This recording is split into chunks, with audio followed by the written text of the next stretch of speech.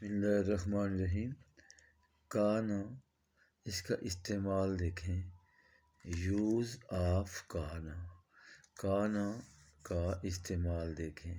Number 1 فعل ماضی کے لیے، نمبر 2 فعل حال کے لیے، نمبر 3 فعل مستقبل کے لیے، نمبر 4 اللہ کی صفتوں کے ساتھ، نمبر 5 سارا ہو گیا کے معنوں میں۔ تو ان معنوں میں یہ استعمال ہوتا ہے۔ دیکھیں اس کی تفصیل دیکھیں۔ فعل ماضی کے ساتھ دیکھیں اس کو استعمال کیسا ہوتا ہے۔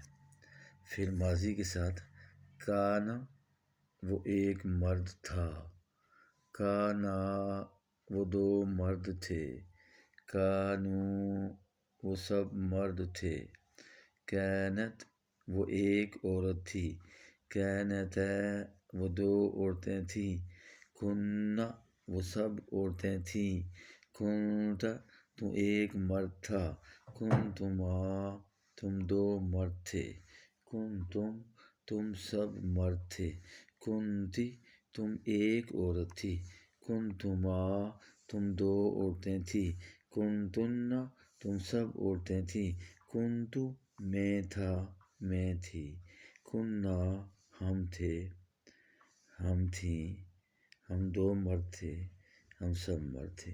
یہ فعل ماضی کے ساتھ اس کا استعمال دیکھیں۔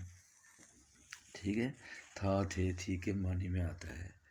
آگے ایک مثال دیکھیں۔ وَكَانَ فِي الْمَدِينَةِ 9 رَجُلٍ، اور شہر میں 9 آدمی تھے، اور شہر میں 9 آدمی تھے۔ تھا تھے تھی کے معنی میں کانا آ رہا ہے۔ ٹھیک ہے، فعل حال کے ساتھ دیکھیں۔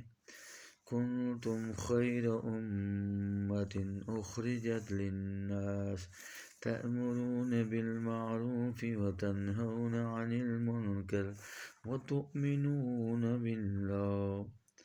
تو یہاں دیکھیں، تم بہترین امت ہو، تھے نہیں ہو، لوگوں کے لیے نکالے گئے ہو، تم نیکی کا حکم دیتے ہو اور برائی سے روکتے ہو، اور تم اللہ پر ایمان رکھتے ہو۔ یعنی یہ فعل حال کے معنوں میں بھی آتا ہے۔ اس کے علاوہ فعل مستقبل کے معنی میں بھی آتا ہے۔ وَيَخَافُونَ يَوْمًا كَانَ شَرُّهُ مُسْتَطِيرًا، اور اس دن سے ڈرتے رہیں، اور اس دن سے ڈرتے ہیں جس کی آفت ہر طرف پھیلی ہوگی، گے گی۔ یعنی کانا فیوچر ٹینس کے لیے بھی استعمال ہوتا ہے۔ اب کانا کا استعمال دیکھیں صفتوں کے ساتھ، اللہ کی صفتوں کے ساتھ دیکھیں۔ ان اللہ کان علیما حکیما، بے شک اللہ علیم و حکیم ہے۔ اللہ کی صفتوں کے ساتھ دیکھیں، یہ اس میں کوئی زمانہ نہیں باقی رہتا، ہے بھی آ سکتا ہے، تھا بھی آ سکتا ہے، اور ہوگا بھی ہو سکتا ہے۔ جب یہ اللہ کی صفتوں کے ساتھ آئے گا تو زمانے کی قید ختم۔ بے شک اللہ علیم و حکیم ہے، بے شک اللہ علیم و حکیم تھا، بے شک اللہ علیم و حکیم ہوگا۔ اب کوئی زمانہ اس کے اندر نہیں ہے، ازل و ابد تک کے معنوں میں یہ ٹائم لیس ہی آئے گا۔ سارا کے معنوں میں سارا ہو گیا۔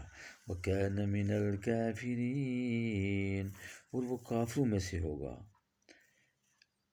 اور وہ کافروں میں سے ہو گیا۔